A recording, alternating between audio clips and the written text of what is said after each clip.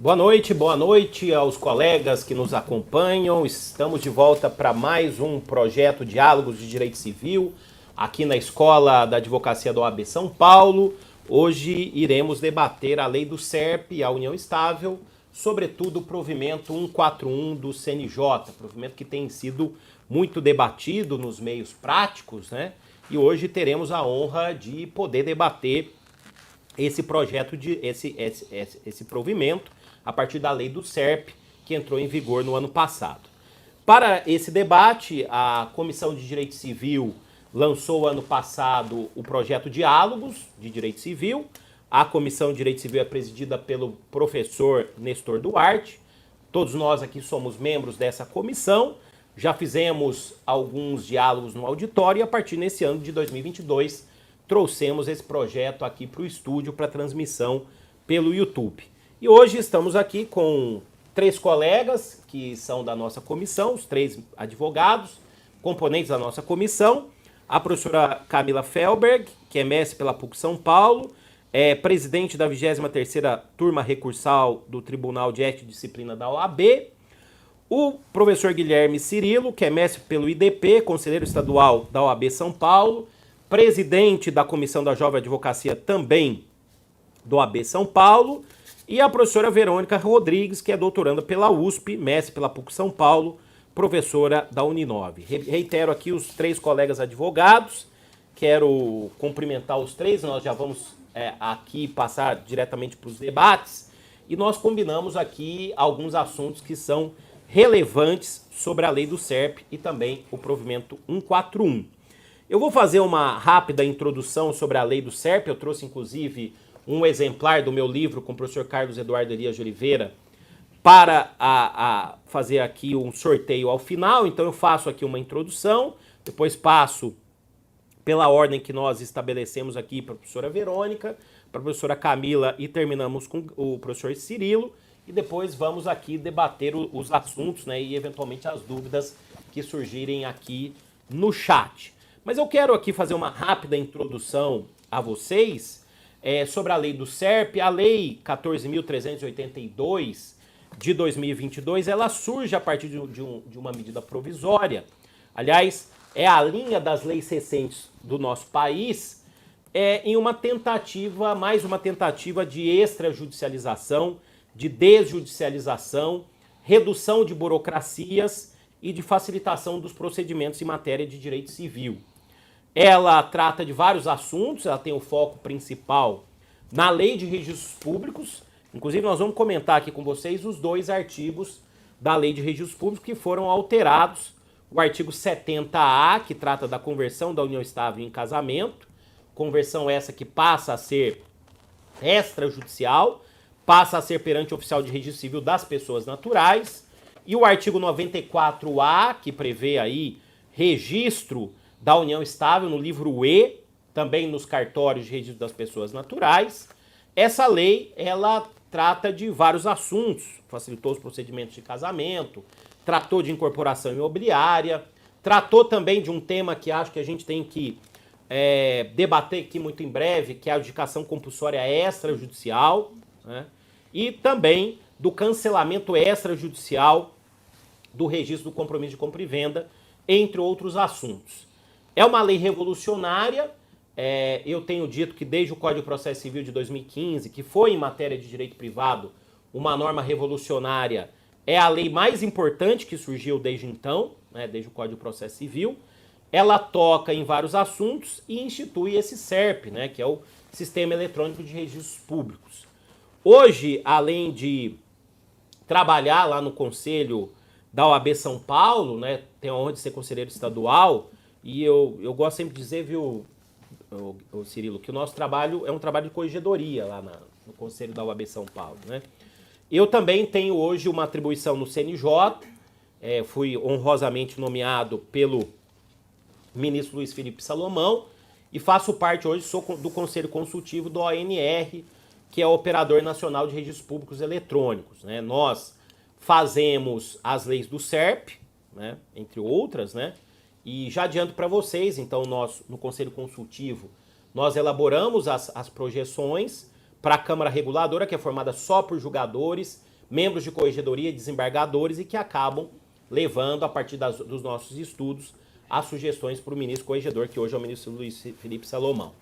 Nós já fizemos uma minuta sobre a adjudicação compulsória extrajudicial, ficamos praticamente 2 meses debatendo, ela agora está na Câmara Reguladora e me parece que no mês de agosto deve vir aí um novo provimento sobre a adjudicação compulsória extrajudicial. Vai ser uma revolução, eu já adianto a vocês, aos colegas, mas a ideia do SERP, senhores e senhoras, é interessante sempre lembrar, é que as pessoas não tenham mais necessidade de ir para o cartório. Né? Será um sistema, um site próprio, criado pelo CNJ. O CNJ tem um protagonismo muito grande nessa lei, né? Ele que fixa as competências, né? Fixa as regras e até tem um poder, na minha visão, tem um poder legislativo, foi atribuído por essa lei um poder, especialmente lá no artigo 6º, né? De um poder de regulação, um poder legislativo foi atribuído ao CNJ por força dessa lei. E muito em breve nós teremos um sistema, um acesso eletrônico, em que estarão todas as competências das serventias extrajudiciais, né? O cartório de registro das pessoas naturais, o cartório de registro das pessoas jurídicas, o cartório de registro de imóveis, o cartório de registro de títulos e documentos, o tabelionato de notas e o tabelionato de protestos, né?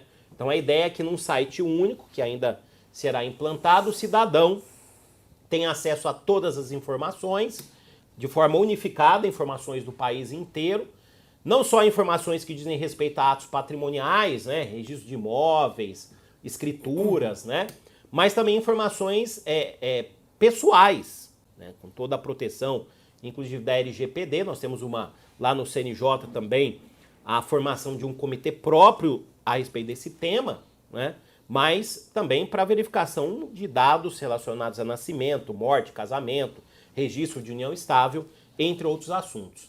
Então é uma revolução essa lei, uma lei que avança nas novas tecnologias, mas que também tem que primar, porque o direito civil sempre se preocupou com isso, com a questão do substrato e do lastro jurídico para as coisas, né?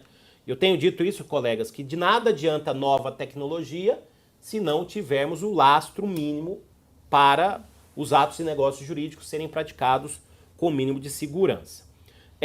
A respeito do provimento 141, eu sou um dos autores, eu tive a honra de ser um dos autores, eu não vou aqui fazer exposição, aliás, eu não tenho feito exposições de temas sobre os quais eu tenho atuação hoje no CNJ, por uma questão ética, então eu vou atuar aqui como moderador, inclusive sabendo que esse provimento, ele incomodou muita gente, sobretudo aí os tabelionatos, os tabelionatos de notas, mas, como diz o professor Carlos Elias, o protagonismo que foi atribuído aos cartórios de registro das pessoas naturais não foi feito pelo provimento.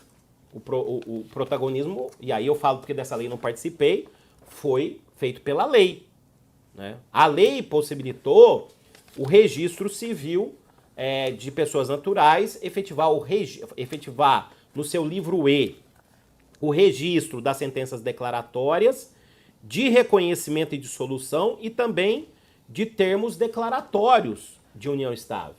E mais do que isso, a lei fala de distrato, né, no artigo 94A. Então você pode fazer o distrato da sua união estável, né? Distrato é um termo próprio de contratos. Você pode fazer o seu distrato no cartório de registro das pessoas naturais, né? Então, o pessoal dos tabelionatos fala, os tabelionatos perderam pelo provimento. Não, eles não perderam pelo provimento, eles perderam no parlamento, eles perderam atribuições, e não acho que perderam efetivamente, porque há uma concorrência, na minha visão, né, no parlamento, na lei do SERP. E mesmo assim é importante, encerrando aqui, eu já vou começar o debate, perceber que os tabelionatos receberam atribuições também pela lei, né? A adjudicação compulsória extrajudicial, que passa a ser efetivada no cartório de registro de imóveis, é uma revolução, será uma revolução tão grande quando vier a norma como é a usucapião extrajudicial, né, para a advocacia extrajudicial, prevê a ata notarial, que é feita no tabelionato de notas, né? Quer dizer, os tabelionatos serão protagonistas em relação a isso. Então, me parece uma lei equilibrada, me parece que é uma lei que procura dividir atribuições, uma lei revolucionária em certa medida. E para vocês, estamos aqui na Escola da Advocacia da OAB São Paulo, né? Eu hoje estou aqui diretor, né? Já na metade aqui no meu mandato como diretor da ESA. Eu gosto sempre de dizer o seguinte: a advocacia contemporânea ela não é só efetivada nos tribunais. O advogado do presente e do futuro tem que saber trabalhar nos cartórios, saber trabalhar naquelas serventias que eu destaquei para vocês. Inclusive porque nos cartórios as soluções são mais rápidas, né? E muitas vezes até mais eficientes do que as soluções que se dão no Poder Judiciário. Então é fundamental que nós tenhamos essa atuação. Então, feita essa introdução, né, no tempo aí que eu fiz aí na nossa divisão previsto, né, 15 minutos de uma rápida introdução, eu começo aqui com a professora Verônica perguntando sobre os elementos da união estável e as diferenças entre a união estável e o casamento. E já aproveitando, sobre o registro no livro E, né, aliás, essa é uma razão de crítica, inclusive, há um pedido de providências de entidade associativa dos tabelionatos, né, e que trazem esse debate. O registro no livro E cria um estado civil, definitivamente, em relação à união estável, né? E qual foi a ideia? A ideia do provimento também foi essa, né, de criar um estado civil da união estável quando se registra a união estável. Então vamos lá, professora Verônica, a senhora tem a palavra para suas considerações iniciais e para responder essas questões de debate. Muito obrigado pela sua participação. É uma honra recebê-la aqui na ESA da OAB São Paulo, que também é sua casa. Obrigado. Bom, boa noite a todos. Muito obrigada, professor Flávio Tartucci. Realmente é uma grande honra, um grande prazer estar hoje aqui na Casa do Advogado, na ESA São Paulo, ainda mais ao lado do ilustre professor, um grande civilista. Para mim é uma honra estar hoje aqui com vocês. Professor Guilherme Cirilo, uma grande honra também estar aqui ao lado. Tenho um trabalho muito gratificante na Jovem Advocacia, aqui da OAB de São Paulo, que a gente acompanha. Professora Camila Felberg, também muito obrigada pela participação, prazer estar ao lado da senhora. Bom, a questão relacionada aqui ao tema da noite de hoje, né? Lei do SERP, provimento 141 do CNJ. Antes de mais nada, ter aqui um dos autores do provimento realmente é uma grande responsabilidade para tratar do provimento e da legislação também. E como o professor bem explanou agora no início da sua fala, realmente a advocacia extrajudicial ela veio para ficar, né? Eu sempre comento isso, os advogados cada vez mais interessados na atuação perante os cartórios, e a atuação extrajudicial é algo que nós, enquanto advogados, temos que nos atualizar. Inúmeros provimentos do CNJ são editados atualmente, anualmente, então nós temos que nos atualizar com relação a isso. E já respondendo aos questionamentos do professor, primeira questão com relação aos elementos da união estável, né? Quando a gente abre lá o Código Civil, artigo 1723 do Código, lá de maneira clássica e expressa, nós encontramos os elementos que de fato compõem qualquer união estável. Já partindo da ideia inicial de que a união estável é uma situação de fato, não é uma situação jurídica, que efetivamente há necessidade de uma regulamentação, de uma documentação expressa perante um cartório. Então, a situação de fato que permeia a união estável, uma questão de informalidade, inclusive, possui alguns elementos da nossa vida, do cotidiano. As pessoas se relacionam e, por isso, houve a necessidade de que, desde a Constituição Federal, lá no seu artigo 226, parágrafo 3º, trouxesse a possibilidade de uma das formas de constituição de família através da união estável. E, portanto, os seus elementos no 1723 do Código Civil estão claros de que há necessidade de comprovação de uma convivência pública. Ou seja, eu preciso ter uma convivência notória entre os conviventes, entre os companheiros, para que de fato comece-se a pensar num relacionamento oriundo, numa família oriunda aí de união estável. Ela tem que ser contínua também. Não há necessidade, né, de que eu tenha aí, não preciso ter automaticamente, ininterruptamente um relacionamento. Eu posso terminar, ficar um período aí, digamos, entre safras, mas há necessidade de que eu tenha um relacionamento contínuo, e aí não tem uma questão mais de tempo, não tem mais esse lapso temporal que inicialmente havia, né? Mas a continuidade é um dos elementos que nós observamos aqui para a constituição da união estável. Ela tem que ser duradoura, portanto. Então, além da questão da publicidade, da continuidade e da estabilidade desse relacionamento, dessa união, também há o elemento subjetivo para a constituição da união estável, que é justamente o objetivo de constituir família. E aí é um elemento subjetivo porque vai demandar, no caso prático, de questões efetivamente fáticas daquele casal.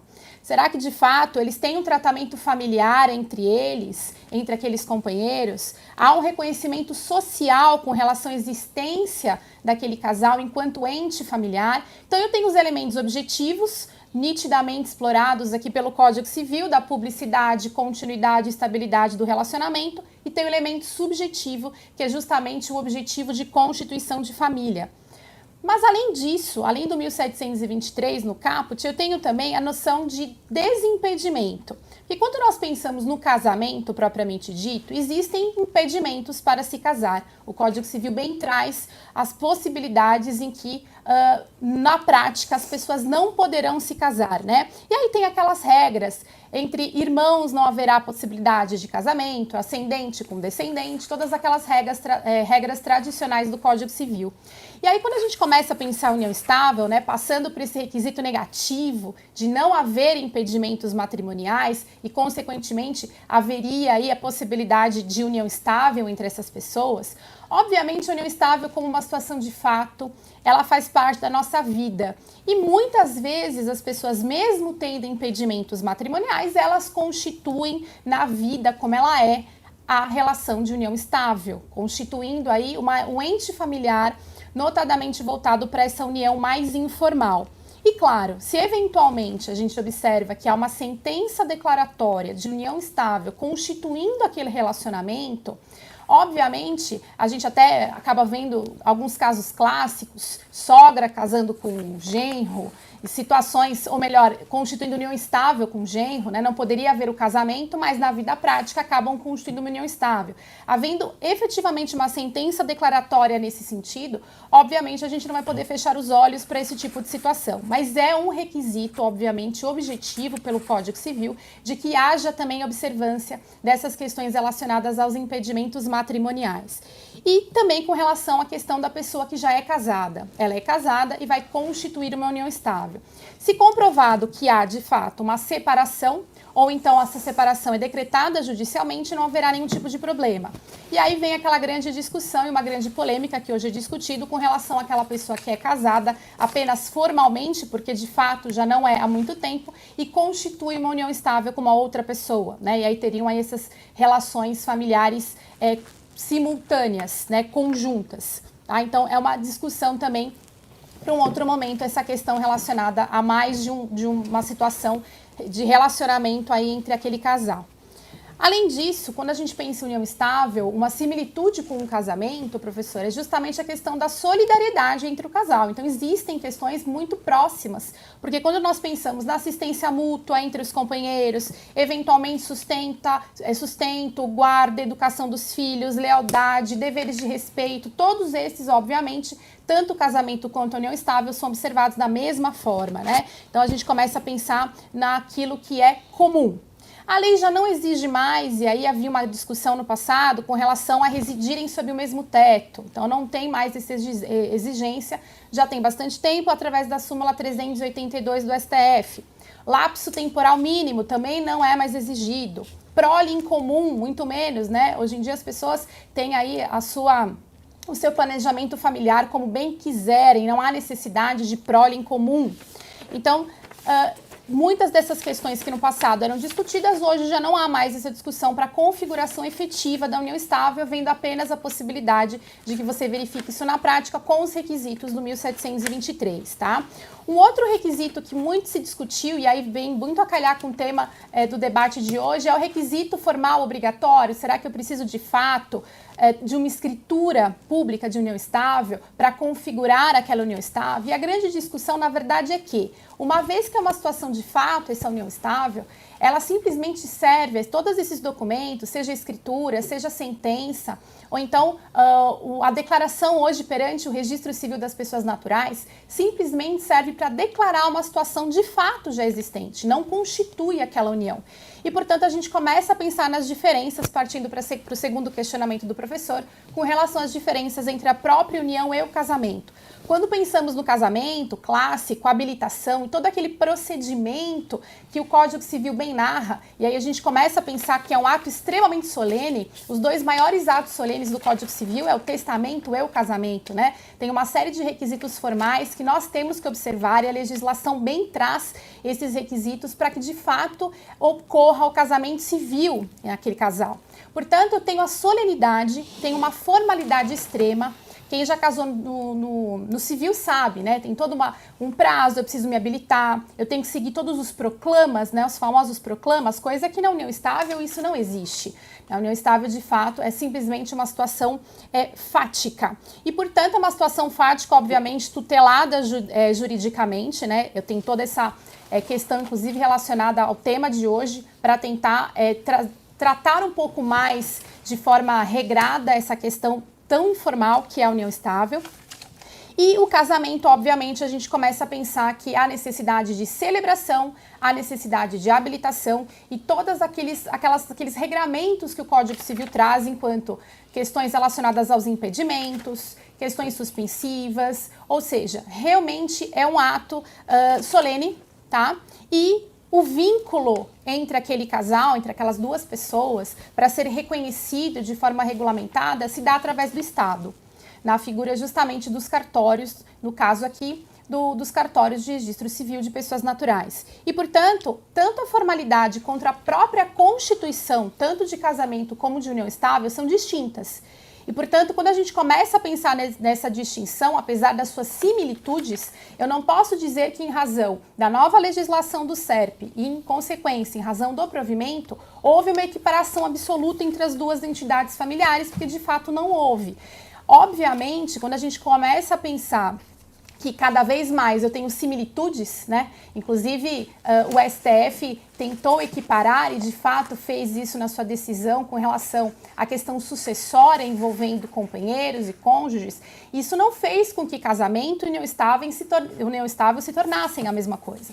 Até por isso que não houve alteração tanto na Constituição como no próprio Código Civil. Há ainda, e inclusive vai ser debatido hoje na noite de hoje, a questão da conversão em casamento. Então, se há efetivamente a possibilidade de se converter, obviamente não tratam-se de coisas idênticas, e sim parecidas, né? E, portanto, eu digo aqui que não há uma equiparação absoluta mesmo diante da nova legislação. E por que essa discussão hoje, né, com relação se há ou não uma equiparação total com relação a essas duas entidades familiares? Justamente como o próprio professor mencionou no início, hoje nós fazemos aqui o registro no livro E, seja através de uma sentença judicial que declare efetivamente aquela união estável, seja mediante as escrituras públicas, que muito já se fazia perante os tabeliões de nota, ou seja agora, novidade trazida com relação à possibilidade dos companheiros autodeclararem o início da sua união estável e determinarem como essa união estável se dará a partir de agora, inclusive com relação ao regime patrimonial de bens, mas agora perante o registro civil das pessoas naturais. Então vejam que quando a gente começa a pensar na possibilidade de você fazer o registro no livro E, não quer dizer que, em razão disso, as duas entidades se tornam idênticas, iguais. Até porque é uma faculdade dos companheiros registrarem ou não efetivamente todos esses documentos, seja judicial ou extrajudicial, né, os dois documentos extrajudiciais, seja perante o tabelião de notas ou até mesmo perante o registro civil das pessoas naturais, é uma faculdade, é uma opção. E normalmente ela é utilizada para facilitar a vida dos próprios companheiros, que se veem na vida prática com uma série de empecilhos para comprovar na prática efetiva que existe aquela união, inclusive perante terceiros. Então eu quero inseri-lo no meu plano de saúde, eu quero torná-lo meu dependente, e muitas vezes você não tem uma comprovação efetiva daquela união. Então muitos casais acabam optando pela regulamentação, né? Muita gente diz assim, eu quero regulamentar a minha união, quero regularizar a minha união. E como fazem isso? Antigamente, eu tinha somente a possibilidade aqui em âmbito extrajudicial da escritura. E hoje a gente trouxe, através dessa possibilidade perante os cartórios de registros civis, né, que as pessoas, os casais, podem também autodeclarar a sua, e comparecem até o cartório e declaram a sua união estável. Então, é uma opção. é uma faculdade, não é obrigatório. E, portanto, as pessoas podem continuar na informalidade. Isso é utilizado, basicamente, para gerar consequências perante terceiros e para tornar aquilo mais público, né? Se é que isso é possível, uma vez que declara aquela união, o início daquela união, todas as relações que aquela união vai permear, principalmente a questão patrimonial, que sempre foi um problema. Quando a gente começa a pensar nessas questões de alteração de regime patrimonial na união estável, né, o regime legal, todos sabem, é o da comunhão parcial, mas poderá ser alterado via pacto antinupcial e, claro, todas essas discussões passam agora de forma legal, né? A gente tem uma legislação, antes era somente um provimento do CNJ, a gente consegue hoje trazer de forma legal todas essas possibilidades aos casais. Então, vejam que existem, na verdade, muitas alterações boas, né? O âmbito extrajudicial para advogado, ainda mais o advogado familiarista, nesse caso que nós estamos tratando hoje, ele é muito utilizado e deve ser utilizado pelo profissional, mas, óbvio, ele tem que entender que existem essas diferenças e que não é obrigatório que você faça esses registros, tá? No livro E é uma faculdade. E quando pensamos, portanto, como a legislação do SERP trouxe a estrutura registral da união estável, a gente começa a entender que, na verdade, além do 1723 clássico do Código Civil, eu também tenho o artigo 33, parágrafo único da Lei de Registros Públicos, que já falava sobre essa possibilidade, mas agora eu tenho o artigo 94A, que o professor comentou, da Lei de Registros Públicos também, mas que foi introduzida pela Lei do SERP, e que traz essa possibilidade de que você faça o registro no livro E e traga uma série de informações. O artigo 94A, para quem está com o artigo aberto nesse momento, está nos acompanhando essa noite, sabe que tem uma série de detalhes em que a pessoa que efetivamente optar, né, o casal que efetivamente optar por fazer aquele registro vai ter que seguir como se fosse uma cartilha de informações que devem constar obrigatoriamente naquele ato declaratório ao comparecer no cartório de registro civil das pessoas naturais.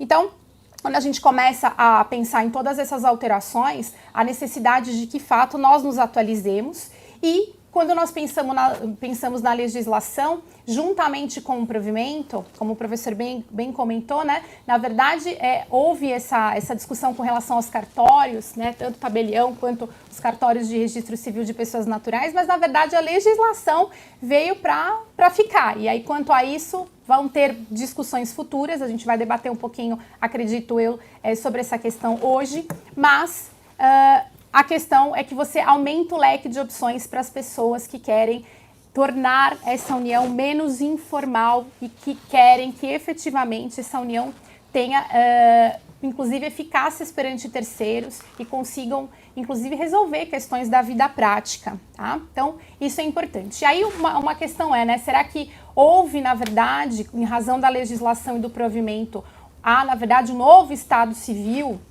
E aí eu entendo que não, eu entendo que, na verdade, houve uma facilitação, houve a possibilidade de se desjudicializar cada vez mais essas uniões, essas relações familiares. Isso tem facilitado muito porque o âmbito extrajudicial, de fato, ele é mais rápido muitas vezes. As pessoas têm maior facilidade de se dirigir a um cartório, que muitas vezes não tem para se dirigir a um fórum. Você precisa contratar um advogado, muitas vezes, né, para que eles consigam ajuizar demandas em seu nome. Então, isso facilita, na verdade, o jurisdicionado de uma maneira geral. E a ideia do provimento 141, de forma bem sucinta, a gente vai debater um pouquinho aqui. Primeiro é falar um pouco sobre esse termo declaratório de reconhecimento de união estável, né? Como o professor bem disse, tem o termo declaratório e tem o distrato, se eventualmente aquele casal não quiser mais permanecer com aquela união. Obviamente que a palavra distrato ela é muito mais utilizada no âmbito do direito contratual, talvez tivesse que ser utilizado, não sei, uma outra nomenclatura. Normalmente nós estamos acostumados à palavra dissolução, né, de união estável, muito mais voltado para essa questão familiarista do que propriamente para os contratos.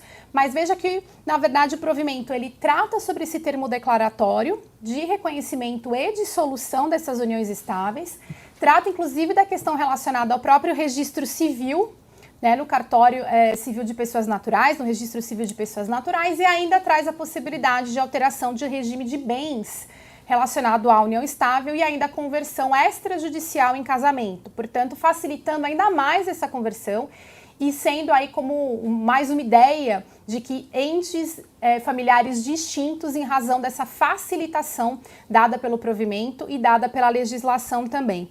Quando a gente começa a pensar principalmente na atuação dos registros civis de pessoas naturais, é quando de fato você verifica uma competência para documentar a existência de uma família, né? Então, quando você vai se casar, você se casa perante esse cartório. Então, a ideia, acredito eu, o professor Flávio vai poder dizer muito melhor do que nós, porque ele foi um dos autores aqui, eu acho que a ideia voltada para a competência desse cartório está justamente na função de constituição de família, ou pelo menos de um ato de se reconhecer aquele ente familiar, aquela unidade familiar, né? Seja o casamento, seja a união estável, e aí automaticamente eu passo a trazer uma farta regulamentação da união que muitas vezes estava aquém. Se você abrir o Código Civil, você vai ver que, se comparado ao casamento, que eu tenho uma série de artigos extremamente detalhados, a união estável ficou um pouco renegada ao canto durante muito tempo. E aí, obviamente, havia necessidade tanto de provimentos do CNJ como de outras legislações, como é o caso também da legislação que nós estamos tratando na noite de hoje, para que trouxesse talvez uma aparência mais formal, de maior formalidade, de maior regulamentação para essas uniões, tá? Não sei o meu tempo, professor. Tá certo. Mas basicamente era isso, muito obrigada. Obrigado, professora Verônica. Brilhante exposição. Eu quero só fazer aqui uma rápida introdução para o tema do debate.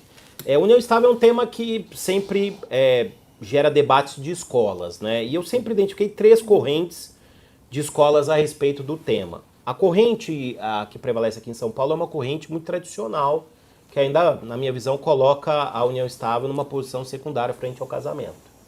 Não foi essa corrente a vitoriosa nem com a lei do SERP e nem com o provimento. A minha visão é que o provimento definitivamente criou o Estado Civil de companheiro, né? Há uma corrente que é liderada, sempre foi pela Maria Berenice Dias e pelo Zeno Veloso, de que desde a Constituição de 88 haveria uma equiparação total entre as duas entidades familiares. Digamos, é uma corrente mais progressista. Essa corrente também não foi vitoriosa com essa lei. O que eu vejo como corrente vitoriosa da lei do SERP e do provimento é uma corrente intermediária, que aliás está no enunciado 641 da 8ª Jornada de Direito Civil, que foi proposto pela Escola do Rio de Janeiro, professor Ana Nevares, professor Tepedino, que diz assim, aliás é um enunciado sobre a decisão do Supremo de equalização sucessória das duas entidades familiares. A decisão do STF, que declarou inconstitucionalidade em 1790, não importa a equiparação absoluta entre o casamento e a união estável. Mas, vejam a segunda parte, estende-se à união estável apenas as regras aplicáveis ao casamento que tenham por fundamento a solidariedade familiar, sucessão, alimentos. Aliás, por isso que a tese vencedora com a decisão do Supremo é que o companheiro é herdeiro necessário, porque as regras sucessórias são regras de solidariedade. Vejam o final. Por outro lado, é constitucional a distinção entre os regimes quando baseado na solenidade do ato jurídico que funda o casamento ausente na união estável. O que me parece que a lei do SERP e o provimento fizeram foi o seguinte: existe uma união estável e união livre, que é diferente em relação ao casamento. Mas a união estável, quando é registrada no livro E, ela passa a ser equiparada totalmente ao casamento. Aliás, essa tese é aplicada pelo ministro Salomão, que hoje é corregedor, há muito tempo nos julgados. Ele fazia essa distinção de regras de solenidade e solidariedade. Quando julgava a questão, por exemplo, da necessidade de outorga convivencial. Os julgados diziam, só há necessidade de outorga convivencial se houver o registro da união estável no cartório de imóveis. Agora não tem mais registro em cartório de imóveis, né? Eu acho que pelo provimento registra no livro E. E se registrou no livro E, depois nós vamos ver os demais colegas, na minha opinião, a equiparação é total. A gente precisa ter a consciência de que no direito existem teses vencedoras e teses vencidas. A tese defendida aqui em São Paulo, pela maioria das escolas, não foi vencida. A tese vencedora é essa intermediária e, na minha visão, né, eu até sempre concordei com a tese, eu acabei mudando minha opinião, eu fico na intermediária, eu era da primeira tese, eu fui orientando a Maria Helena Diniz no mestrado, que sempre foi defensora da primeira tese, mas eu mudei. E eu acho que a gente precisa reconhecer qual foi a tese vencedora na lei e no provimento, que me parece que foi essa, né? E notem o seguinte, 2 pontos para encerrar. Quem geralmente faz registro é quem tem dinheiro. Esse é um tema de escritório dos jardins. se for usado aqui. Não é um tema de povão, a maioria do povão não faz registro. Mas o objetivo da lei foi que as pessoas, assim, indo para o cartório de registro civil, que em tese é mais barato, procurem também regularizar suas uniões estáveis. Foi isso que a lei procurou facilitar, porque a lei, o Código Civil fala ainda em fazer a conversão no cartório com ação judicial. Isso era uma total falta de sentido, né? Então, claro, também para facilitar as pessoas converterem ou fazerem o registro no livro E. Mas esse tema vai voltar para debate depois, viu, professora Camila? Se já quiser também opinar sobre isso, já pode também opinar. A professora Camila vai tratar aqui da conversão da união estável ao casamento, que foi o tema que eu acabei de tratar, no artigo 70A da Lei de Registros Públicos, e os artigos 9C a 9G do provimento, tá? Eu só quero deixar bem claro também uma coisa para vocês, eu sempre falo isso em palestras, quando eu toco nesse assunto. Quando a gente vai participar de qualquer projeto legislativo, as nossas opiniões são adotadas em mais ou menos 10%. Os outros 90% são opiniões dos outros, né? E claro, eu tenho algumas resistências em relação a alguns temas que foram aprovados no provimento. Mas como eu sou um dos coautores, eu defendo ele até o fim mesmo discordando. Né? É assim que funciona na democracia. É o né? pai da criança, de qualquer forma tem que... Justamente. Né? Foi assim, por exemplo, no RJET, né? A lei da pandemia. Eu tinha minhas resistências, mas defendi e defendo até hoje. Mas vamos lá, vamos ouvir a professora Camila sobre a questão desse tema da conversão da união estável em casamento. E aí, se a senhora quiser, professora Camila, pode opinar aí sobre essa questão, que eu acho que é um dos temas mais difíceis que se criou no Estado Civil. Muito obrigada, professor Tartucci, pela palavra. Agradeço aos meus colegas aqui. Professora Verônica, parabéns pela brilhante aula aí. Já foi muito bem explicitado, o professor Guilherme Cirilo. E, óbvio, a nossa sumidade aqui, o professor Flávio Tartucci, aqui do meu lado, o autor aí dessa iniciativa maravilhosa. Claro que nós estamos falando aí da desjudicialização e cada vez mais eu acho que é o caminho não só para desafogar o nosso judiciário, como para dar plena efetividade ao princípio da efetividade e para melhorar a vida do próprio jurisdicionado. Então, eu vou pegar o gancho aqui já respondendo aí a questão toda.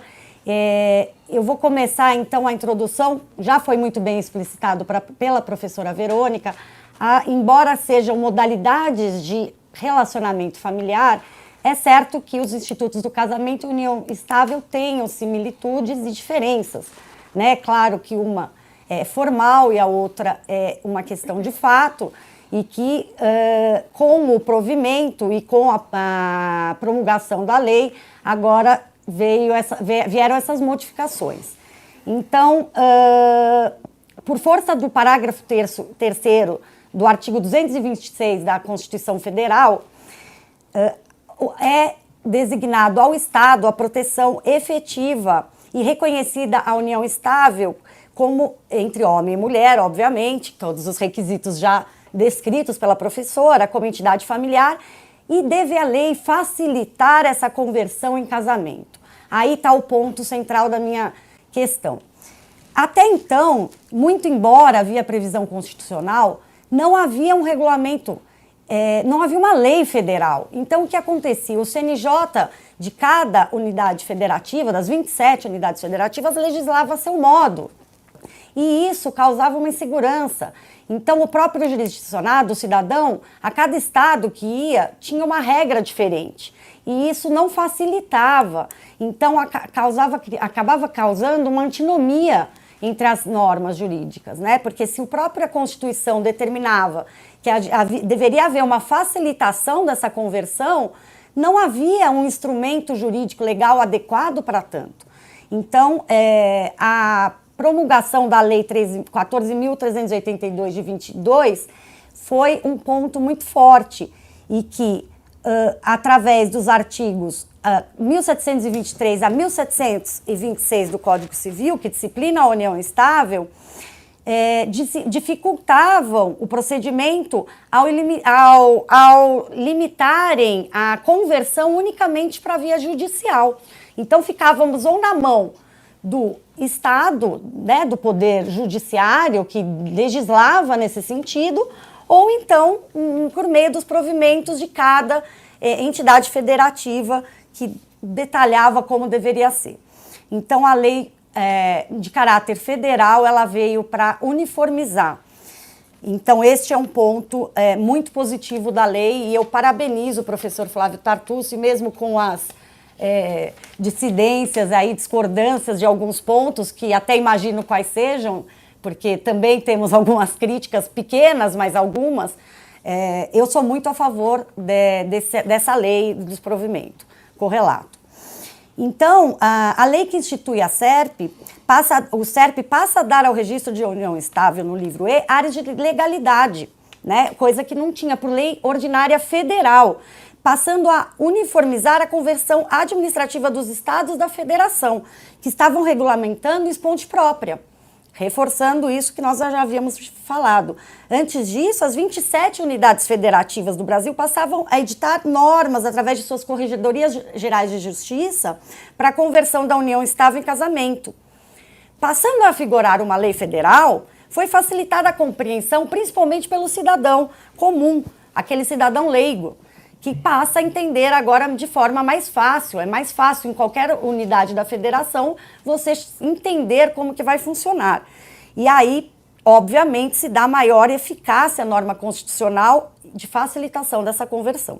Então, esse é o primeiro ponto que nós gostaríamos de levantar e ressaltar aí na norma, que eu entendo de suma importância. Também, como já ressaltado aqui pela professora e pelo professor Tartucci, agora passou a ser permitido o termo declaratório de reconhecimento e dissolução de união estável, dentre os instrumentos de formalização dessa união estável, passível de registro no registro civil das pessoas naturais, além da sentença judicial e da escritura pública, que já eram mecanismos afeitos a essa conversão. Como muito bem lembrado pelo Dr. Mário Luiz Delgado, a quem desde já rendo as minhas homenagens, meu querido amigo, e quem eu tenho muita admiração, nobre jurista, amigo também aqui do professor Tartucci, que eu sei, em seu recente artigo publicado no Conjur, a partilha de bens na união, o artigo chamado A Partilha de Bens na União Estável no Registro Civil das Pessoas Naturais, há que se distinguir as figuras dos notários e do tabelião da figura dos registradores. E isso é muito importante para que a gente entenda a questão, inclusive sobre a questão aí posta pelo professor recente, sobre vamos dizer assim, essa manifestação dos registrários. Por quê? O que acontece? O tabelião de notas formaliza, o notário e o tabelião de notas formaliza a vontade das partes. Os registradores apenas registram fatos pré-existentes. Ou seja, assim é evidente e explícita distinção entre escrituras públicas e termos declaratórios, especialmente no que se refere a direitos de terceiros. Então, cabe aí sempre a busca de um profissional familiarista, como já falado pela professora Verônica. É muito importante que as pessoas, o cidadão comum, tenha em mente que é importante que tenhamos sempre uma orientação técnica para que você consiga exatamente amoldar aquela sua situação fática ou exatamente ao que você precisa e deseja, para que amanhã não tenha nenhum efeito negativo, né? Porque existem diferenças sutis, diferenças que podem influenciar no patrimônio, em distribuição patrimonial futura e até na sucessão. Então, como já bem dito, o casamento é uma instituição de direito, a união estável é uma instituição de fato. Ainda que seja possível a formalização da união estável através dos atos registrais, os dois institutos não se equiparam, como muito bem explanado anteriormente pela professora Verônica. Outra novidade importante é a realização da conversão da união estável em casamento requerida por mandato. Então, a partir de agora, ela pode ser, você pode querer essa conversão conferindo, outorgando poderes, desde que por instrumento público, com prazo de validade de 30 dias. Claro, você não vai deixar uma procuração e aí amanhã esse seu mandatário casa você com uma pessoa, né, ou converte sua união estável num casamento. E claro que tem que ter esse prazo aí de validade e também, obviamente, que tem que ser por um instrumento público. São cuidados que o legislador tomou. Além disso, é possível que se instrumentalize no próprio Registro Civil das Pessoas Naturais, mediante assinatura, como nós já falamos, de termo declaratório. Então, não mais somente perante escritura pública, mas também agora passa a ser possível o termo declaratório, que é perante os oficiais de registro civil, colhendo-se à vontade dos conviventes e formalizando-a automaticamente. Também é possível o registro de documento de união estável de origem estrangeira.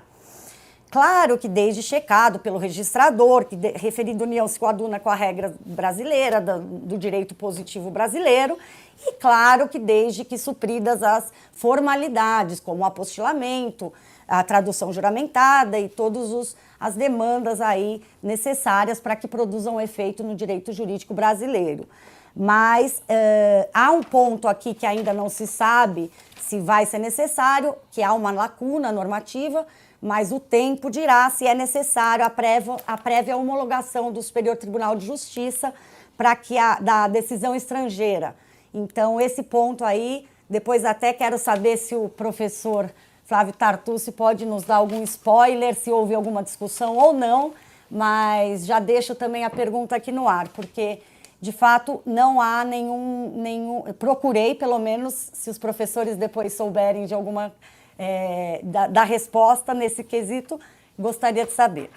Então, vamos lá, só para recapitular, né? Os requisitos para a conversão da união estável em casamento são os mesmos, exatamente os mesmos daqueles exigidos para o casamento. Então, você tem que ter idade núbio e capacidade civil, continua sendo o mesmo requisito, ou seja, 16 anos, desde que com a autorização dos representantes legais ou ambos os genitores, claro que excluídas as hipóteses de que a pessoa só possua representação ou um genitor, a diversidade de sexo, a ausência de impedimento matrimonial, aí passamos por toda aquela situação que a professora Verônica já havia comentado, e todas aquelas questões subjetivas, a continuidade do relacionamento que deve ser duradouro, afeições recíprocas, objetivo de constituição de família, fidelidade, lealdade e consenso, obviamente. Claro que nós não vamos conseguir conversão de união estável em casamento se não há consenso entre as partes, obviamente. Então, esses são os requisitos e as principais mudanças apontadas, dando mais uma vez para que fixe bem os conceitos. A primeira delas, eu acho que a mais importante, é a possibilidade de tudo ser feito pela via eletrônica, que antes não havia essa possibilidade, né? Então, agora, a partir de agora, pode ser feito por via eletrônica o casamento, pode ser feito na internet, claro, dando-se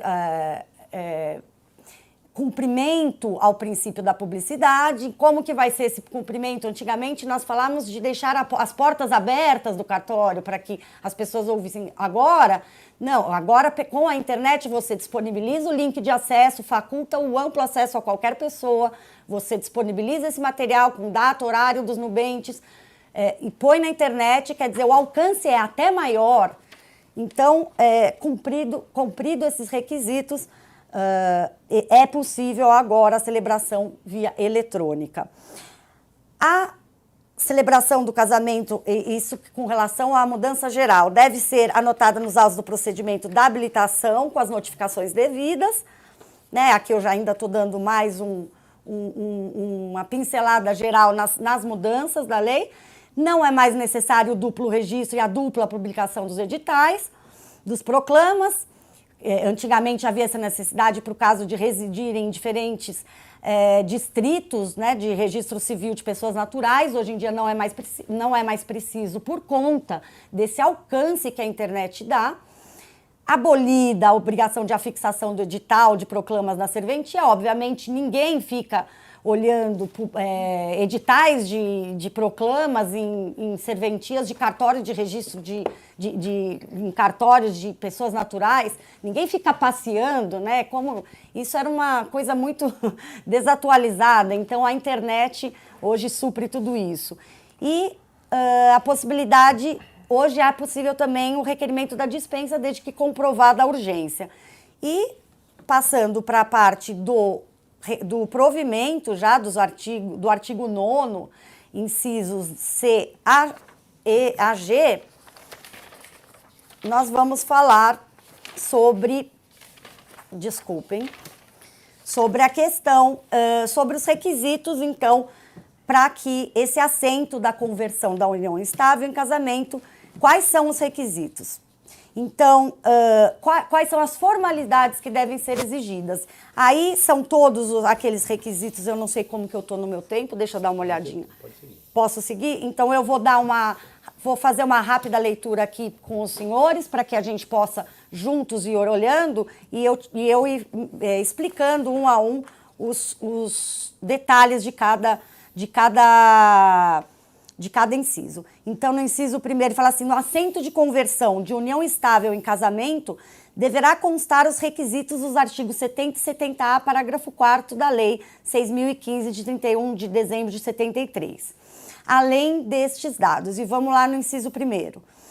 Registro anterior da união estável, com a especificação dos seus dados de identificação, data, livro, folha e ofício, e a individualização do título que lhe deu origem, ou seja, desde que haja o título. Claro que nos casos que a professora Verônica falou, não é possível registro, mas também não é possível a conversão. Então, claro que esse inciso 1 só vai ter sentido no caso de conversão da união estável e casamento. Inciso 2, o regime de bens que vigorava ao tempo da união estável, se houver mudanças no momento da alteração para o casamento. Esse tópico aqui eu vou deixar para o professor Guilherme, não vou entrar, não vou falar muito, esse tópico ele vai ser muito bem abordado pelo professor. Então, só para deixar claro que então a partir de agora passa a ser um requisito necessário para ser averbado na conversão. 3. A data de início da união estável, desde que observado o disposto no artigo 1º, parágrafo 4º e 5º deste provimento. Então, tem que constar a data de início da união estável, né, desde que observado. O que é o artigo 1º, parágrafo 4º e 5º desse provimento? É exatamente aquelas hipóteses de todos os...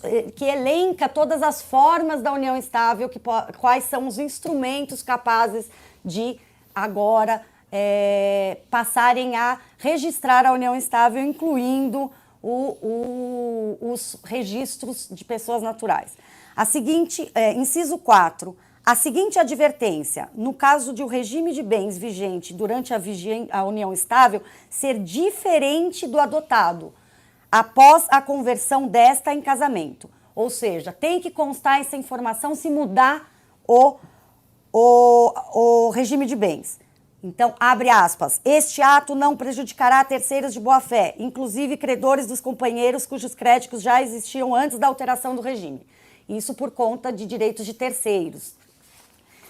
Aí, o artigo... Esse artigo eu defendo porque essa redação, inclusive, foi minha, do professor Simão, consultado, professor Zé Fernando Simão e professor Bunazar.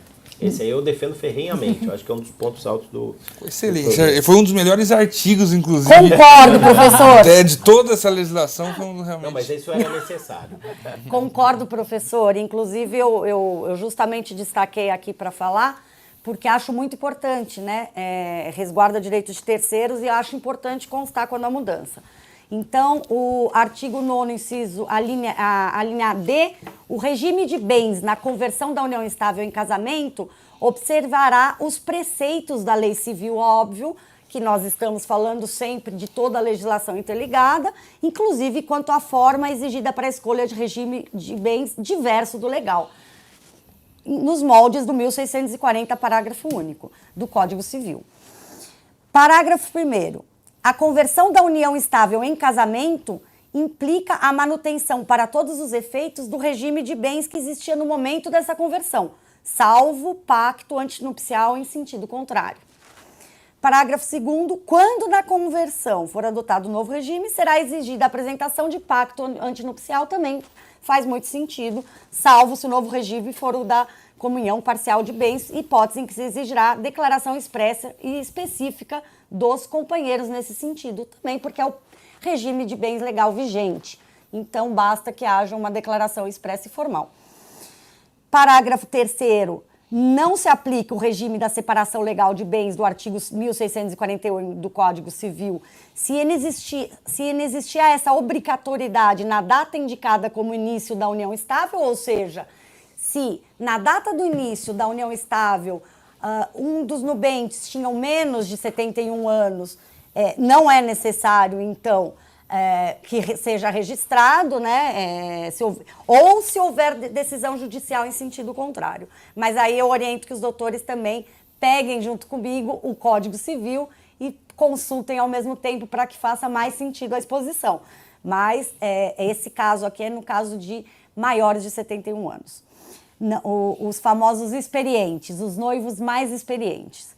Não se impõe o regime de separação legal de vez previsto no 1641. Só um detalhe, professor, aqui, só para esclarecer, se a pessoa já tinha uma união estável que começou antes dos 70 anos e se alongou depois, não se impõe o regime de separação obrigatório porque já tinha tem jurisprudência do STJ nesse sentido e enunciado de jornada de direito civil no mesmo sentido. Acho que é o 262, se me falha a memória. Exatamente. Então só acabou adotando o que doutrina e jurisprudência já diziam. Exatamente. E é o mais lógico, professor. Faz muito sentido, porque se a união estável começou antes da norma que impedia, então acho que não pode prevalecer só porque está convertendo em casamento. Seria injusto, né? Seria injusto. Então, o parágrafo 5º fala do regime de bens a ser indicado no assento de conversão de união estável em casamento deverá ser o mesmo, inciso 1º, o mesmo do consignado em um dos títulos indicado no parágrafo 3º do artigo 1º desse provimento, se houver ou no pacto antinupcial ou na declaração de que trata o parágrafo 2º desse artigo. Professor? Não, só quero dizer o seguinte, que 90% ou mais, tem um estudo do Colégio Notarial, fazem opção por comunhão parcial. Essa história de escolher outro regime misto, eu tenho usado muito essa expressão, de escritório de advocacia dos jardins, sabe, eu até vejo que, eu já converso com tabeliães do Brasil inteiro, uma parcela está incomodada. Existe uma parcela que é registrador civil e tabelionato ao mesmo tempo, são 43%, essa não faz nenhuma diferença, né? Então é uma parcela muito pequena que vive com, aspas, um mercado de fazer escritura que está incomodado. Se a gente rodar o interior do Brasil, e eu tenho ido, poucas pessoas fazem escritura, mesmo em grandes cidades, enormes cidades como é Campinas, onde você mora. Então, e nos outros estados nem se fala, né? Então é um mercado muito pequeno, aqui em São Paulo, entre os dois rios, né, que está incomodado com essa questão de escolha de outro regime, né? Se a gente perguntar aqui, quem não tem regime de comunhão parcial, é uma minoria. Uma minoria, é verdade, professor. E a bem da verdade é que a grande maioria fica na união estável sem registro, que é a maioria esmagadora, né, da população brasileira. E o objetivo agora é registrar. E de forma mais barata até, metade de um valor de habilitação, né? É verdade. O objetivo é justamente esse. Exatamente. Então, e por fim, mas não terminando, a conversão extrajudicial da união estável em casamento é facultativa e não obrigatória, cabendo sempre a via judicial. Isso é um ponto importantíssimo, porque é óbvio que cabe sempre ao jurisdicionado a opção, porque se privilegia o princípio da autonomia privada das partes, e isso é reproduzido no texto da lei. O procedimento de certificação eletrônica de união estável realizado perante o oficial de registro civil autoriza a indicação das datas de início e, se for o caso, de fim da união estável no registro, e é de natureza facultativa. O procedimento inicia-se com pedido expresso dos companheiros para que conste do registro as datas de início ou de fim, pedido este que será eletrônico ou não.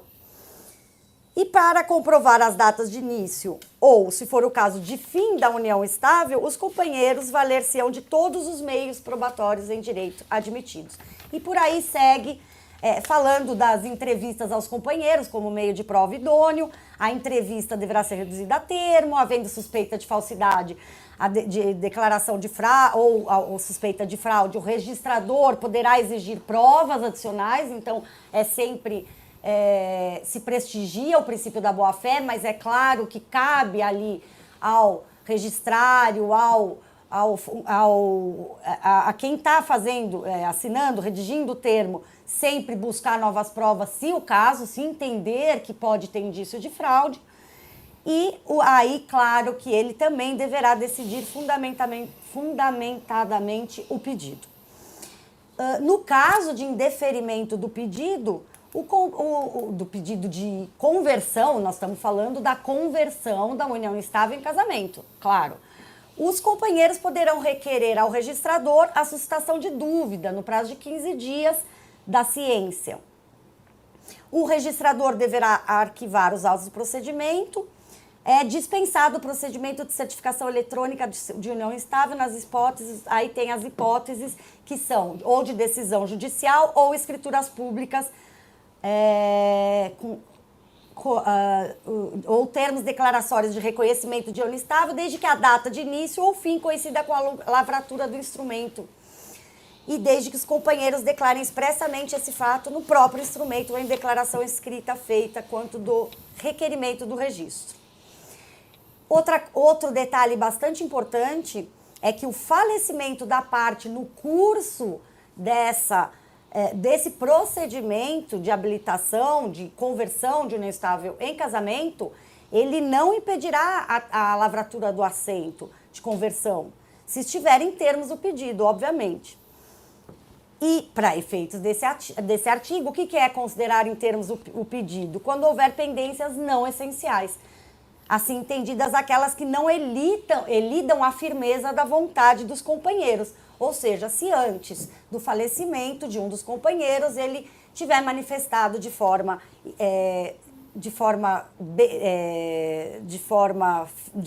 firme a vontade de converter aquela união estável em casamento. E só para concluir a minha fala, que acho que agora já deu o meu tempo, e quero dizer que eu entendo que o artigo 1726 do Código Civil não foi revogado, acho que a professora Verônica já falou, acho que eu já li essa opinião do professor Flávio Tartucci, nas diversas vezes que ele manifestou aí o entendimento em todos os meios doutrinários e em todas as revistas, maiores revistas do país, e acredito que vou ouvir agora do professor Guilherme Cirilo também, e queria dizer que o próprio Superior Tribunal de Justiça já manifestou expressamente que os companheiros poderiam fazer uso de qualquer uma das duas vias. Então, no recurso especial 1.685.937 do Rio de Janeiro, de relatoria da ministra Nancy Andrighi, uma decisão de 17 de agosto de 2017, foi dito que cabe às partes a eleição da via mais conveniente para o pedido da conversão de união estável em casamento. Agradeço a atenção e passo a palavra de volta ao nosso professor Tartucci. Obrigada. Obrigado, professora Camila, também excelente exposição. Eu só quero fazer 3 rápidas notas. Primeiro que, na minha leitura e também de outros colegas, essa história de que só o tabelião formaliza a vontade, ela caiu com a lei do SERP. Porque, e aí eu discordo frontalmente do Mário Delgado, no texto dele, porque a lei fala de registro no cartório de registro de imóveis de termo declaratório, que é formalizado perante o oficial de registro civil. Sim. Houve aí uma alteração substancial de uma competência que era exclusiva dos tabelionatos, por opção legislativa. E mais, distrato. Distrato, você não distrata a união sem fazer partilha. Distrato de contrato é distrato de partilha. Aqui é distrato de partilha, quer dizer, a atribuição de partilha também foi para os cartórios de registro civil das pessoas naturais. Né? Há um debate hoje, inclusive um pedido de providência, se talvez se coloque aí que para o distrato precisa fazer a escritura pública. Eu acho que aí os argumentos são até fortes, mas eu não tenho a menor dúvida que, por opção legislativa, não fui eu, não foi o ministro corregedor, isso foi opção do legislador, de alterar um pouco uma competência que era exclusiva dos cartórios de registro das pessoas naturais. Né? A questão eu fui aqui consultar o livro com o Carlos Elias, e aqui a ideia de primeiro passar por uma homologação perante o STJ vai totalmente contra a lei. Uhum. Imagina esperar ainda uma homologação no STJ para depois fazer o registro da sentença estrangeira, né? Então, assim, isso cabe ao registrador civil. Se ele perceber que a união estável de fora é adaptada à união estável brasileira, e aqui nós temos um exemplo da união estável portuguesa, e possivelmente será até muitas vezes adaptada, porque lá nós temos menos direitos do que aqui, né? Então ele faz essa análise e faz o registro. Se ele tiver alguma dúvida, ele não registra e remete isso para as vias judiciais, né? Então esse é o segundo ponto. E eu quero encerrar, professora Camila, sobre essa questão da certificação eletrônica, né? A certificação eletrônica, ela está lá no parágrafo 6º do artigo 70A, né? Não constará do assento do casamento convertido a partir da união estável a data do início ou período de duração dessa, salvo no caso de prévio procedimento de certificação eletrônica da união estável. Logo que veio a lei, eu tive a honra de falar no CNJ e eu destaquei esse tema, inclusive porque a presidente da comissão de registro lá do IBDFAN, que é a professora Márcia Fidelis, de Minas Gerais, destacou. O que é a certificação eletrônica? Ninguém sabia o que era. E eu fui verificar o artigo 7º da lei, atribui essa competência, inclusive legislativa, para o CNJ. Então o CNJ fez o quê? Cumpriu o que estava na lei. No artigo 7º da lei do SERP, não havia regulamentação da certificação eletrônica, o CNJ disse o que é a certificação eletrônica, né? E aí eu gostaria só de pontuar e encerrar, dizer para vocês o seguinte. Vocês sabem quantos provimentos do CNJ sobre atuação extrajudicial já foram notificados perante o Poder Judiciário brasileiro? Não faço ideia. Chuta um número aí. Alguns, né? Não, a resposta é nenhum. Nenhum? Zero. Nunca houve um provimento feito pela Corregedoria Geral de Justiça que foi anulado por decisão do Supremo ou do STJ, né?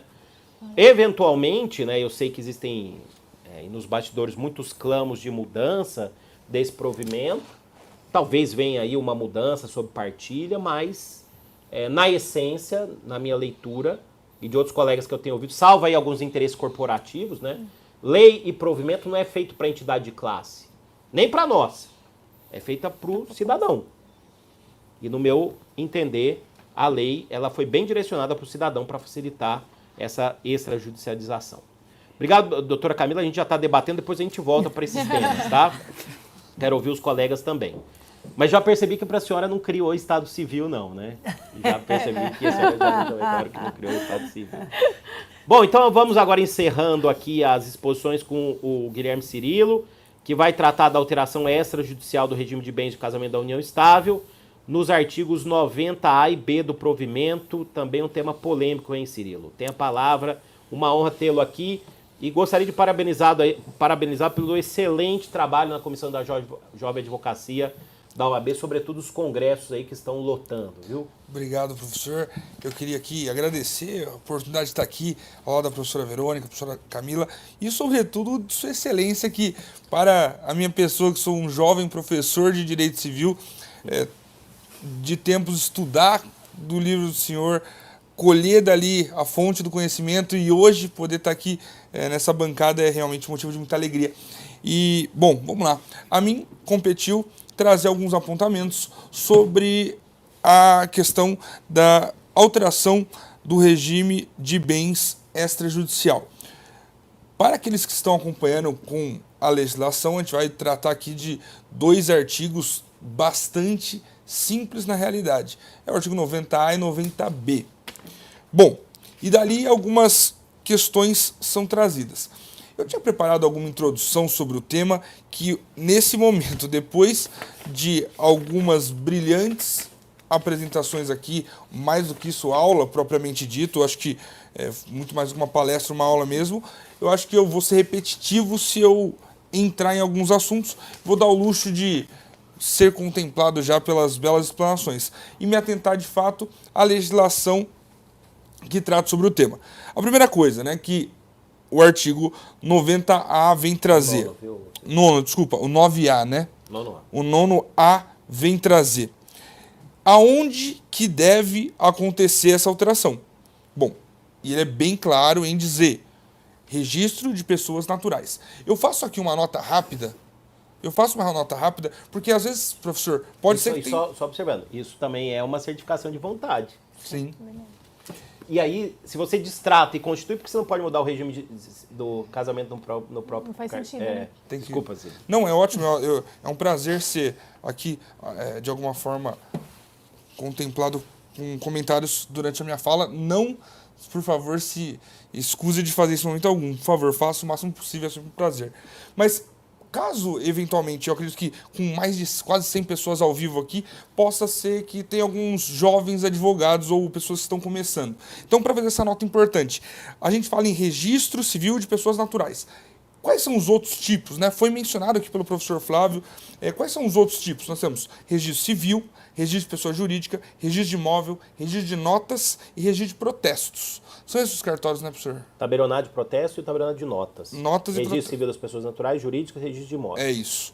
São esses. Então, além... E títulos e documentos. E títulos e documentos. Então, nós temos todos esses cartórios próprios, esses locais próprios para atividades, e a alteração de regime de bens extrajudicial deve acontecer, então, no registro civil de pessoas naturais.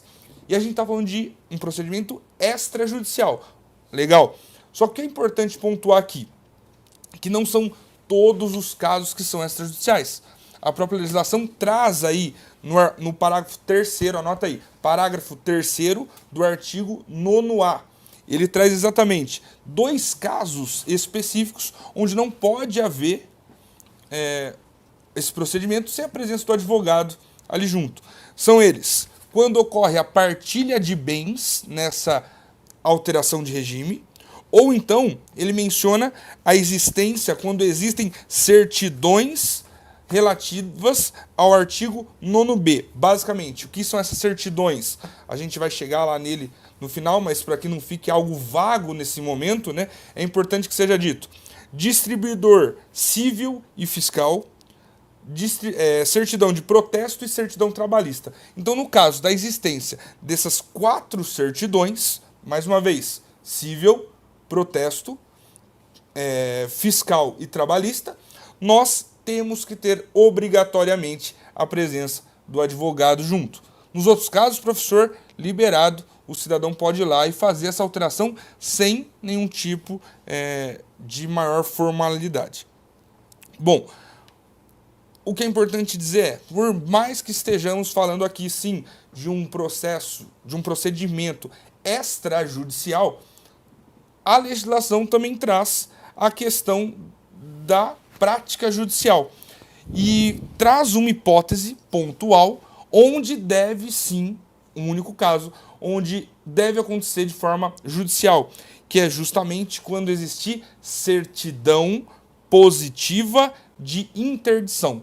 Então, se a gente está falando de uma união estável, onde se pretende alterar o regime de bens e a certidão de interdição vem positiva, você não pode mais fazer então no cartório. Você tem que se dirigir ao Poder Judiciário, o que me parece até natural, para garantir aí uma maior segurança de uma pessoa que tem uma vulnerabilidade de alguma forma, a princípio intelectual, né, algum tipo de problema que necessite de fato esse cuidado.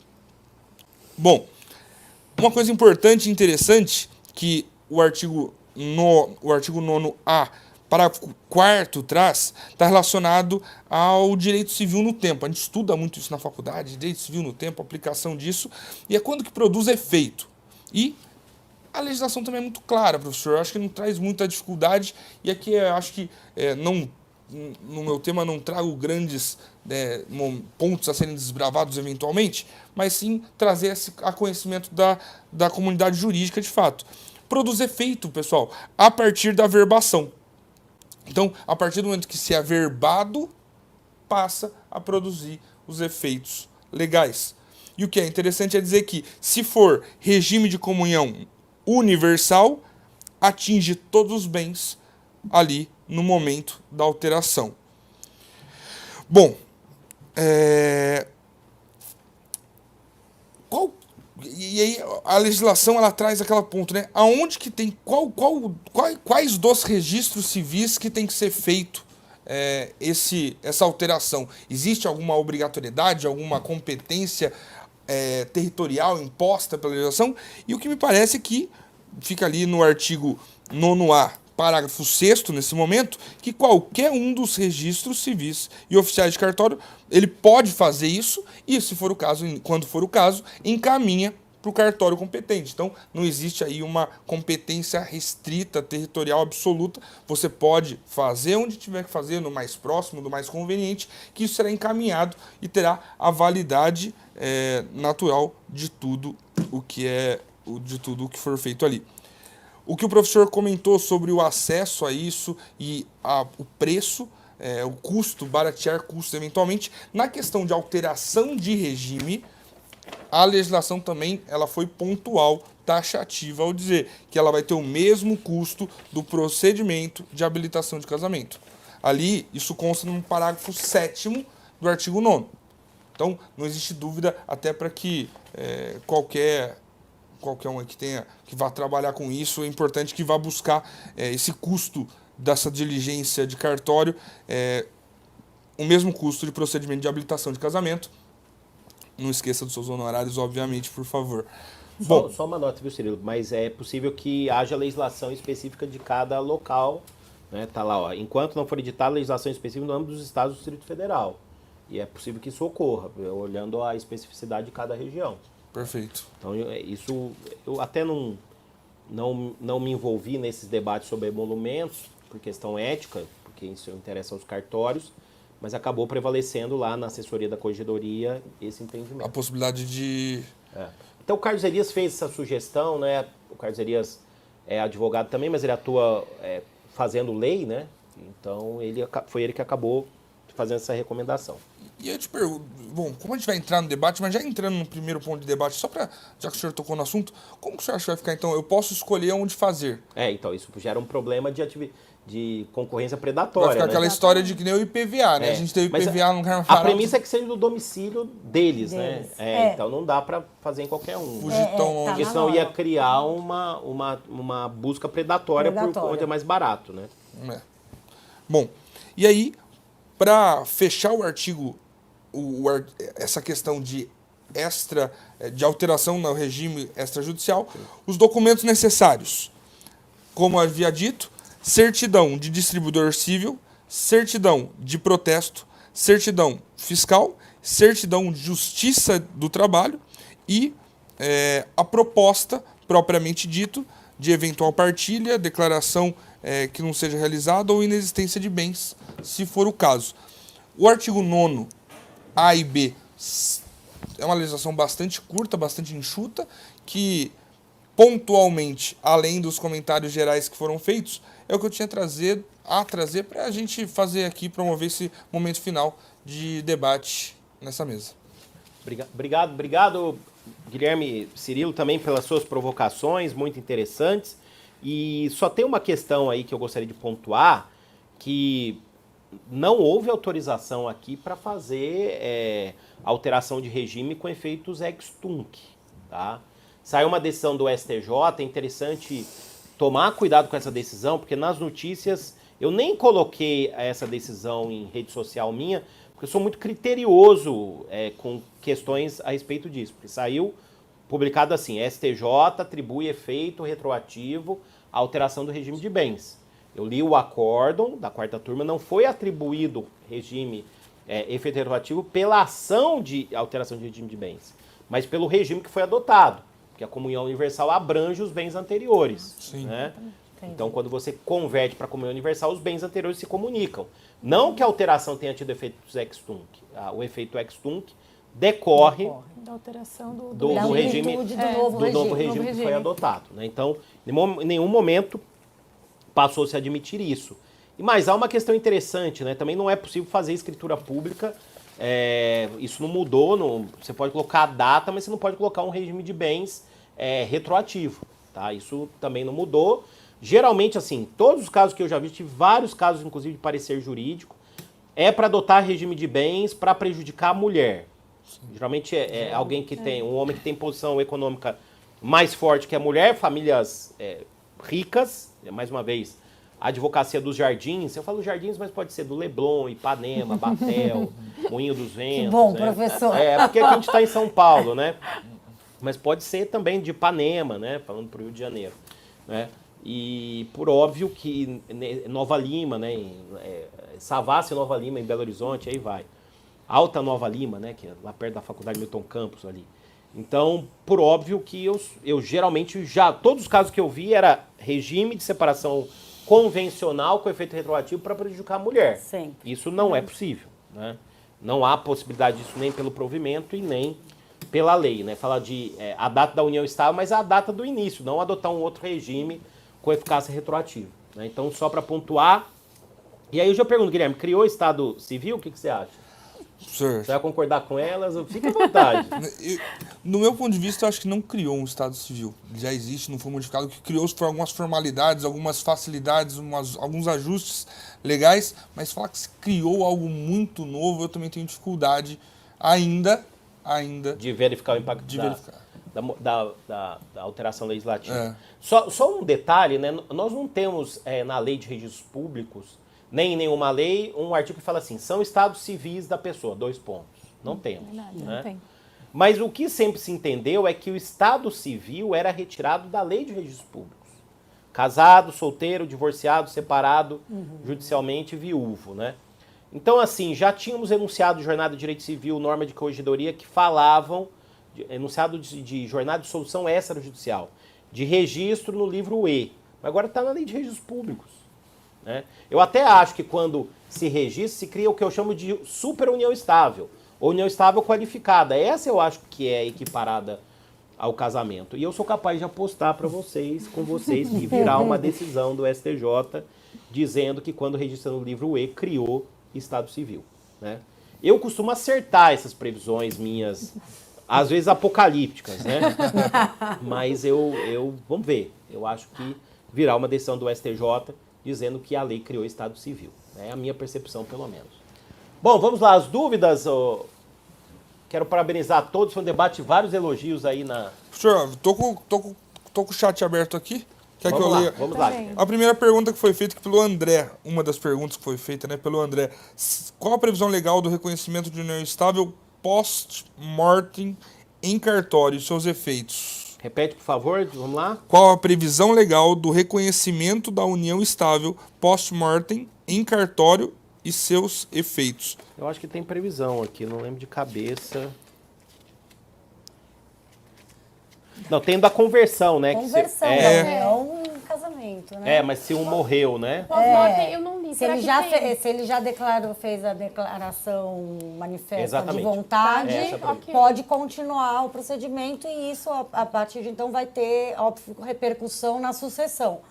Mas se ele não tiver feito, eu acredito que só Não, judicialmente. porque só uma Mas coisa- esse é o caso do Eu acho que reconhecimento é a pós-morte. pergunta do... Qual é o nome dele? Do André. É. Eu acho que foi nesse sentido. Do Anderson. Do Anderson, acho que foi nesse sentido. Porque até foi dito, né, para se reconhecer no registro civil, é uma declaração de vontades. Exato. Um ser humano que faleceu, Se ele declarou antes de falecer, Se ele deixou Mas a conversão, né?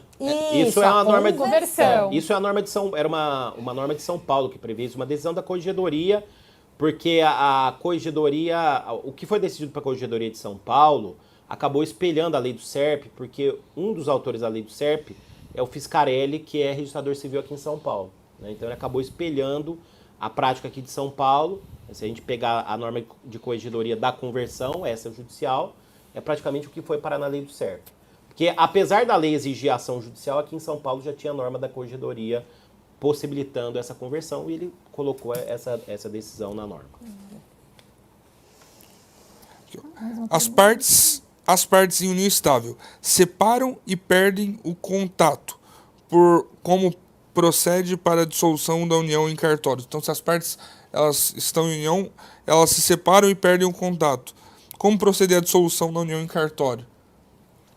A dissolução de extrato precisa dos dois, né? Você vai ter que talvez exatamente. judicializar, Aí vai ter né? que judicializar. Porque, mais uma vez, expressa a manifestação de vontade. Se você não- consensual. Consensual. Se você não tem isso, realmente você vai ter que buscar isso, uma via judicial, para que ou a parte seja obrigada a se manifestar nos autos, ou o juiz faça às vezes dela e assine, né, eventualmente por ela, né? Isso seja em adjudicação, separação, né? supra-ausência, como qualquer ato que Mas possa ser um praticado. detalhe importante, Carolina, é que a dissolução, assim como o próprio reconhecimento, como são questões fáticas, independente de você vir a registrar isso ou não em cartório, ou se vier a ter contato novamente com outro companheiro, ou tiver que judicializar, você simplesmente vai estar declarando algo que já existe. Então, de fato, houve a dissolução, perderam contato já há alguns anos, já está dissolvida a união. Basta apenas que isso seja declarado judicialmente no caso, porque não há consenso, então, por óbvio, não tem como, perante o cartório, você requisitar essa dissolução. É um detalhe aqui, acho que... Só quero fazer uma nota. Eu, a partir da edição 2023 do livro, eu já dizia isso, que muita gente tem união estável não por falta de opção, por opção. União estável registrada, para mim, não é união de fato, é união jurídica. Exatamente. Né? Quando é registrado no livro E.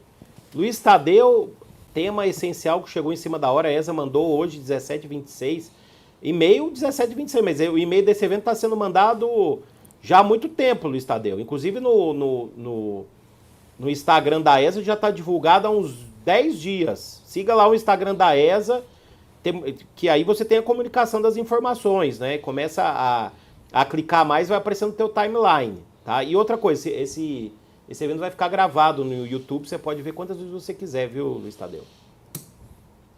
O que mais tem de dúvidas Tem aí? mais, acho que a Franciele, ela perguntou, no cartório de notas, consigo reconhecer a união e escolher o regime de bens diverso do da comunhão parcial.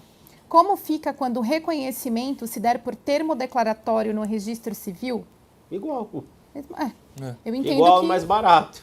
50%, né, do valor da habilitação resolve de forma mais simples também, né? É igual, mais barato. Agora Sim. vai ter gente que vai querer fazer no tabelionato ainda por uma questão de compliance da empresa. E as pessoas estão acostumadas, né, professor, e até o tabelião de notas. Então, até que, de fato, acho que essa notícia se espalhe para a população, Sim. que é quem é privilegiado com essa alteração. Para o jurisdicionado, talvez demande um tempo ainda para eles se acostumarem com essa novidade. Sim.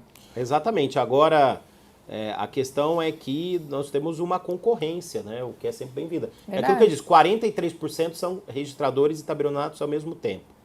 O Thiago está dizendo para eu ir lá em Passo. Eu já fui, Thiago, 2019. Manda o convite que eu vou de novo, lá na minha cidade, né? É que você não estava na faculdade. 2019 foi a última vez que eu fui em Passo, eu fui dar uma palestra aí para a faculdade. E, aliás, outra coisa, na pandemia eu dei 2 palestras, viu? Fica com a história que não vai aqui. Já dei 4 palestras, dei uma em 2004, né? Viu, Thiago? Fala pro CA me mandar um convite que eu vou. E o professor tem uma memória, ele lembra os anos exatos que ele 2019 compareceu. foi no Passos Clube. Aliás, lugar que eu ia na balada quando era criança, eu dei palestra lá, que legal. Né? Nossa. 2019. Agosto de 2019 foi a última vez, viu, Thiago? Fala pro CA mandar, viu? Compliance de empresa. O sujeito é sócio de empresa, aí tem uma união estável. A empresa, por questão de compliance, exige que ele reconheça a união estável por escritura. Tem muito caso assim. De vários casos, né? Questão mesmo de plano de saúde, tantas outras regularizações Tem da vida outras, prática, né? exato. A Pra isso que empresa, serve. ele é sócio, aí os outros sócios, geralmente empresa familiar, falam lá, ele tem uma companheirade, então ele vai ter que reconhecer. Né? É verdade, Então, é verdade. exigem por escritura, às vezes, por questão de compliance. Já vi vários casos assim. De novo, advocacia dos jardins, viu? Tem mais uma pergunta, professor, da Carolina Muniz, eu acho. Eu acho que a gente Isso. leu essa, né? Não. Vocês concordam com Pode essa ler, minha Guilherme. frase? As teses de direito de família e sucessões geralmente são de escritórios dos jardins. Professor, eu como advogada, É verdade. tem lotada no jardim. Mas é ou não é? As Me teses são sinto todas. discriminada. Não é discriminada. As teses são criadas para o direito de família e sucessões dos ricos. Mas um detalhe importante que o professor levantou foi essa questão relacionada ao regime patrimonial de bens. Gente, divisão final dos aquestos. sim, Eu não não é a conheço realidade. quem Não. tenha. Se alguém As conhecer, teses- por favor, se Não é a Eu conheço realidade. o Você conhece, Luiz professor? Delori. Eu não professor Luiz conheço Delori. ninguém que tenha O senhor feito. Luiz Temos um. Delori. Provavelmente foi ele É que advogado. inventou isso. Ele, Pra usar. ele é o autor desse negócio e aí Não, ele não, falou, não. vou Ele fazer é pra alguém mulher. no mundo fazer. Professor Luiz Sim, Delori, sim. do Mackenzie, um grande abraço. Professor Delori. Contando a intimidade dele, mas ele já falou que eu posso falar. Mas o que eu digo essa que é a questão. O direito de família e sucessões, o que está nos livros, igual, eu fui estudar a revisão da legítima, né? E eu levei isso na época ele nem era presidente do Senado, eu levei pro Pacheco, né, que é meu amigo de infância, o senador Rodrigo Pacheco, Ah, vamos rever a legítima. Ele me perguntou, mas o povo quer isso? Ou são seus amigos juristas lá do direito civil que advoga para rico que quer? Qual que é a resposta? Pois é. Qual Pois é? é. É o que é Pois é. advocacia de rico, né? Então, assim, as teses, vai escolher outro regime misto, vai criar... Na prática, a porcentagem deve ser o quê? 1% da população brasileira, se isso faz isso? É verdade, Não porque é? a maioria esmagadora vive na... Por isso que é bom essa lei nova. Sim, na porque informalidade, né? Na informalidade. E assim, mal tá pensando no regime, né? No regime de bens. Tá pensando no INSS, tá Exato. pensando nessas questões alguma outra aí que questão. são muito mais produtivas e úteis para eles do que a questão da sucessão, do regime de bens. O brasileiro como um todo, ele tem a postura mais de, ao invés de prevenir, ele prefere ficar sempre remediando, né? Remediando. Então, Resolver o problema quando surgir. depois que morreu, eu vejo isso aí. Infelizmente, é uma Exatamente. cultura que Aí a deveria gente faz modificar, uma ação de reconhecimento de inestável e tá tudo certo. Mas até mesmo o testamento tem aumentado um pouco. As pessoas têm procurado, acho que Felizmente. mudou um pouco a mentalidade com a pandemia. Então as pessoas têm repensado algumas questões. Eu acho que a União Estável também vai seguir essa linha até em razão da nova legislação e do provimento. Vai demorar. A gente sabe que, né, até para o momento para a população se familiarizar com a novidade, e nós, enquanto advogados, temos esse papel também de demonstrar, explicar, né, isso a eles. Professor. Vai demorar um pouco, mas eu acho que veio para ficar e veio em bom tempo. E, professor, olha, o provimento, eu li o provimento, li a legislação, realmente, tendo sido um dos autores do provimento, veio para ajudar muito. Eu sempre digo, o direito ele tem que ajudar a população, tem que ajudar as pessoas. Afinal, nós somos instrumentos para uma paz social, pelo menos essa é a tese, né? Então, de fato, gostaria muito de parabenizar, porque realmente o provimento ele foi revolucionário. Espero que novos surjam nesse sentido de desjudicializar questões que, de fato, não é necessário que sejam judicializadas. Né? Desculpa, pode falar, professora. Concordo com a professora, desculpa, depois já te passo imediatamente, com a professora Verônica. Gostaria de saudar a iniciativa, a feliz iniciativa do nosso presidente, professor Nestor Duarte, nessa questão dos diálogos do direito civil. Acho que através dessas iniciativas a gente também consegue dar maior divulgação a esse tipo de iniciativa tão bem proposta e trazida aqui em parceria com a ESA, aqui, cuja coordenação é do professor Flávio Tartucci. Então, gostaria de agradecê-lo também pela iniciativa, pelo convite e por estar fazendo parte dessa honrosa mesa. Professor, eu vou puxar o jabá, professor, também para a Jovem Advocacia. Porque, veja, quando se normatiza, se regulamenta algo novo, o jovem advogado agora tem mais uma condição de chegar para as pessoas que estão na informalidade. Foi como uma coisa quando surgiu a Unipessoal, né? Mais uma oportunidade de chegar para pessoas que estão Sociedade unipessoal. Sociedade unipessoal. Chegar para as pessoas que estão na informalidade ou fazendo algo que não deveriam, falar, olha, nós temos aqui uma forma de resolver um problema ou evitar problemas lá na frente e dar essa instrução, dando essa instrução, logicamente sendo remunerado pelo conhecimento que está transmitindo. Então, de fato, é algo extrajudicial que vem aí para agregar, por mais que fale, o extrajudicial facilita o cartório, não vai precisar de advogado, a gente sabe que no final das contas uma boa assessoria... No distrato, sim. No distrato, sim, exatamente. E no distrato, sim. Aliás, é recomendação minha colocar Importante Reserva esse de detalhe. mercado. Bom, meus caros, olha, eu acho que o próximo debate aí em agosto aqui vai ser sobre a educação compulsória, com provimento novo, né, extrajudicial. Mas eu quero aqui transmitir os certificados, olha que belos certificados, se puder aqui colocar mais de perto, ó. Olha que é o certificado de quem participa também, né? Lindo, pra você colocar no teu escritório, né? Então, professora Camila, seu certificado Muito de participação. obrigada, professora, uma honra. Da ESA, certificado que vale muito, eu sempre falo nas nossas reuniões de conselho, né? Como esses selos valem, né?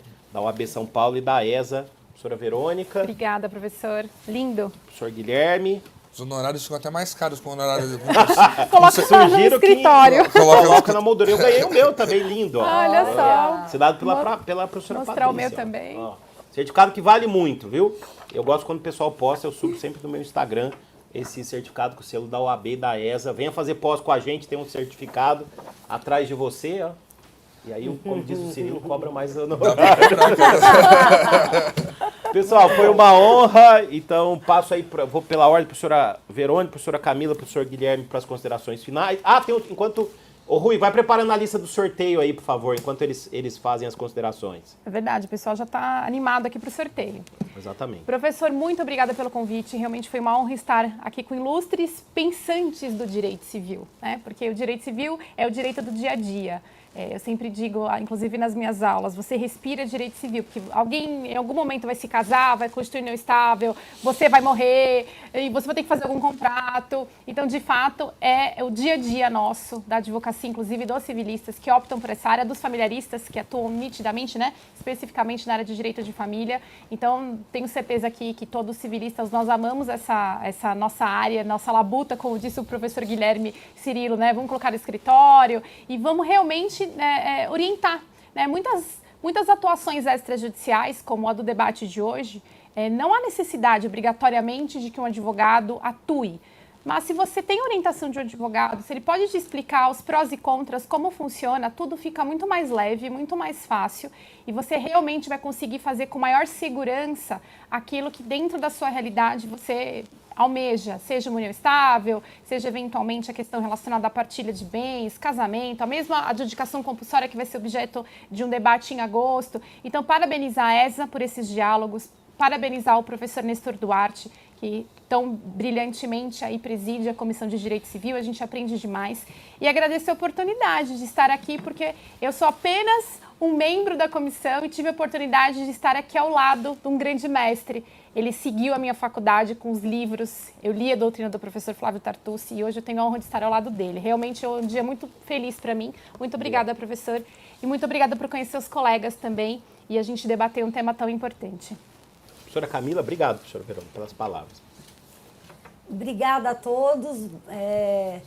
Desejo boa sorte, sucesso na advocacia, pegando o gancho aí do professor Guilherme Cirilo, com a jovem advocacia, com os não tão jovens, com os experientes, estejamos juntos nesse matar de leão diário e sempre com muita ética, né? Aqui puxando a sardinha para minha função também voluntária aí no Tribunal de Ética.